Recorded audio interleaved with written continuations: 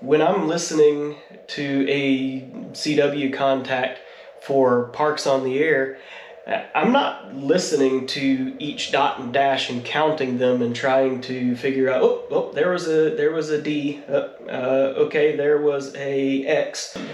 I'm listening for da da da da da da da da, and that to me is the word 7-3. Or if I hear da da da da da, I'm not hearing that as two different letters or two dashes, a dot, and two dashes.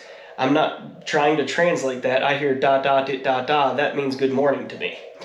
That's where word recognition really comes in, right?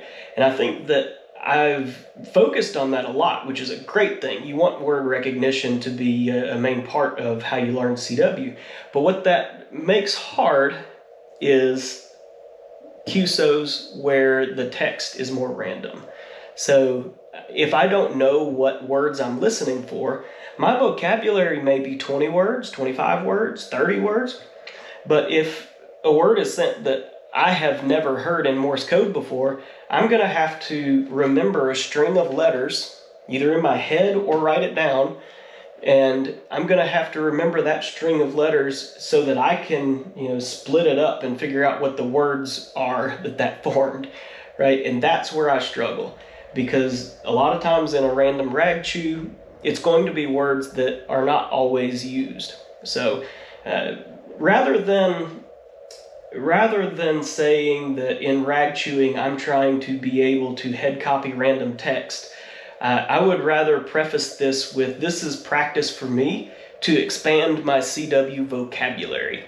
And I think that's a term that we probably need to start using in the Morse code ham radio community, is your CW vocabulary. I am quite proficient at my vocabulary of about 20 words.